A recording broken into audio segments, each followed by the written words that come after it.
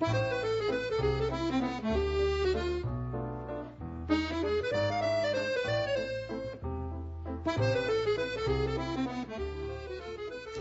og fram kom í okkar allra fyrsta þætti í búði náttúrunnar síðastliðið sumar, þá var það áhugi Jónsa á að rækta sínar eigin kryddjurtir sem var kannski upphafið að okkar matjurtarækt og leið kveikjan að þessum útvarpsþættunum okkar, leikmenn, jafnt sem sérfræðinga, víkkaði áhugasviðið út frá kryddjurtabeðinu yfir í hinar ýmsu matjurtir, villjurtir, ávaxtatré og nú eru landnámshænur og býflugnarækt farnar að banka á dyrnar.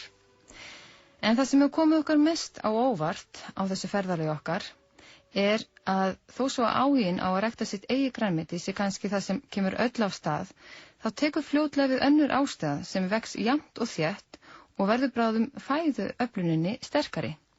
Og það er þessi vellíðan eða sælutilfinning sem fylgir því að eyða meiri tíma út í náttúrunni og komast í raunverulega snertingu við hana.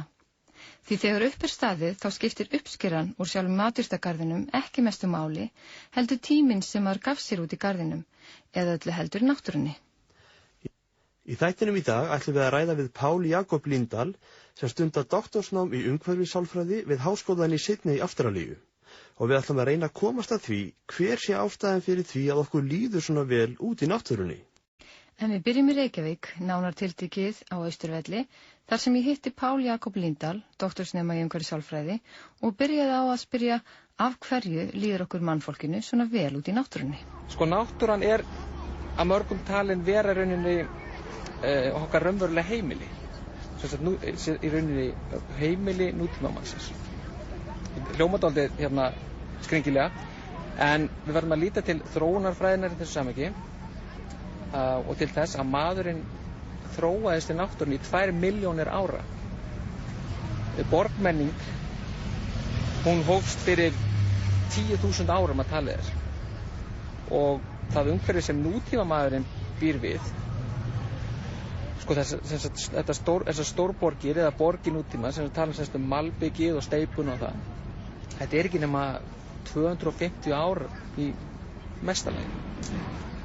Þannig að sko við sjáum við berum saman 2 milljónir ára á móti 250 árum og jafnvel þó við berum á móti hérna við 10.000 ár að þá er það náttúrulega afskaplega stuttur tími sem að hérna við höfum í rauninni verið inn í þessu byggða umhverfi og þetta er talin vera ástæða, þetta er þróunarfræðilega skýringar hérna. Er það þess vegna sem að fólk flykkist kannski hérna einmitt á Austurvöll og í staðinn fyrir Ingólfstorg eða Hlemm eða aðra staði hérna í bænum? Og það má færa mjög sterk rök fyrir því að það sé ástæðan að hér á Austurvelli þá eru það sem að kalla má fulltrúa náttúruna. Við erum ekki með kannski náttúruna sem slíka en við erum með, og það hefur fylgt manninum alveg frá upphafi þessar borgmenningar, að við höfum viljað flytja náttúruna, með öðrum orðum, flytja fulltrúa hennar inn í byggða umhverfi, einmitt til að viðhalda þessum nauðsynlegu, þessum lífsnauðsynlegu tengslum okkar við uppruna. Og það meðal annars skýrir sko aðdráttarafl Austurvallar umfram Hlemm eða Ingólfstorg, svona þessi dæmi sem tekið. Það er hluti af skýringunni og mjög mikilvægur hluti af henni. En þetta hérna, það sem að við mörg könnumst við og kannski hérna tengi ég þetta við sumarbústaðinn okkar Jónsa er að þegar við förum upp í sveit þá langar mann helst ekki að fara aftur í bæinn. Man líður svo vel og maður er einhvern veginn nær að hérna eins og segir, kannski losa streitu og líka einhvern veginn endurhlaða sig. Það er að segja að maður endurnærist einhvern veginn að vera út í náttúrunni og vera að bardúsa hitt og þetta og hvað er það sem að gerist eða hvað er það sem að náttúrun hefur sem að gerir þetta að verkum? Sko, það eru 2 kenningar í gangi það af hverju náttúran hefur þessi áhrif. Svo sem að flestir horfa til. Það er kenning sem að Kaplan hjónin, Rachel og Stephen Kaplan settu fram og fjallar það að það sé í rauninni að náttúran gefa okkur tækifæri til, það eru 4 atriði sem nefna sem að náttúran gefur okkur tækifæri til. Það er sem sagt að komast út í náttúruna, það gefur okkur, það er sem sagt fjarvist frá okkar hversdagsleika.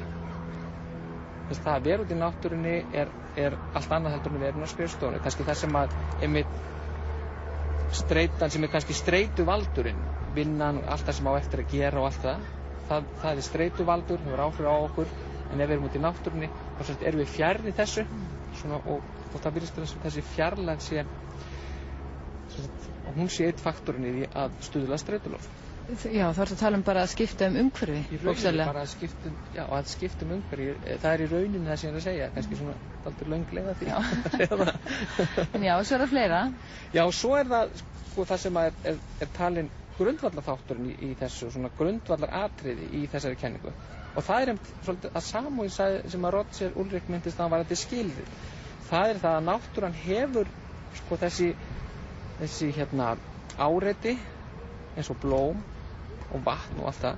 Þetta er allt í náttúrunni og fangar athygli okkar, sko, fyrirhafnalaust. Sko, við þurfum í rauninni ekkert að hafa mikið fyrir því að horfa, ef við til dæmis horfum á foss, þá þurfum við í rauninni ekki að hafa fyrir því að horfa á fossinn. Það er ekki þreytandi að horfa á fossinn með sama hætti og kannski það að lesa bók. Það að lesa bók, það kallar á einbeitingu, og ef við segjum til dæmis bara að það sé einhver utanaðkomandi áreiti, segjum bara að það er maður að bora til dæmis í næstu íbúð eitthvað svoleiðis, og við erum að lesa, þá er það auka áreiti sem að gerir lesturinn ennþá erfiðar, og þetta þekkjum við öll. Það er meiri einbeiting, það er meiri orka sem fyrir þetta og við þreytumst fyrr. Og þetta er svona það sem kallað að þarna erum við að nota beina athygli. Það er þessi orkukrefjandi athygli. Það sem náttúran hins vegar hefur, það er það að hún laðar fram það sem kallað ósjálfráð athygli og hún er ekki orkukrefjandi. Og þess vegna á meðan við erum að horfa á þau áreiti sem ekki eru orkukrefjandi, þá byrja strax að hlaðast inn orka. Þannig að þetta er svona mjög athyglisverður punktur, og ef fólk virkilega spáir í það, sólarlag til dæmis, það er mjög afslappandi að horfa til þessu sólarlag. Þetta er þáttur númer 2, atriði númer 2, þetta er samhengi, og númer 3, það er svolítið stórt konsept í rauninni. Þetta er svolítið stór hugmynd, þetta 3. En það er það að þegar við erum út í náttúrunni, að þá erum við partur af stærri heild í tíma og rúmi. Sko, segjum bara sem dæmi. Hvað við til dæmis með stærri partur í tíma, bara tíma. Að ef við förum á Þingvelli, og þá vitum við það að Þingvellir eiga sér sögu. Og við erum á staðnum þar sem að elsta þjóðþing veraldar var stofnað, lýðveldi Íslands hafa stofnað hér, og þannig að við erum í rauninni á staðnum sem hefur þessa sögu, og við getum fundið svona, nú erum við við erum hérna núna, hérna gerist þetta, og það í rauninni fær svolítið ímyndanaflur á stað, og leið og ímyndanaflur fyrir á stað, að þá náttúrulega hættu að hugsa það sem er streituvengjandi, og það aftur verður þá streitu losandi aftur. Og þannig að þess vegna er svona einn þátturinn í viðbót. Og varðandi í rúmi, að þá náttúrulega eru Þingvellir, við vitum að Þingvellir það er eitthvað meira þegar við förum, við getum keyrt frá Þingvöllum, og þá förum við eitthvað annað. Þannig að Þingvellir eru bara smá svæði í miklu stærri heild, sem er síðan kannski bara Ísland eða jörðin eða geimur og bara alheimurinn eða hvað sem er. Þannig að þetta er 3. atriði, og 4. atriði er einfaldlega bara það að í náttúrunni getum að náttúrunni mætir þörfum okkar. segjum til það, maður sest upp í bíl og maður fer út í náttúruna og maður langar til að fara út að ganga, langar að fara í fjallgöngu.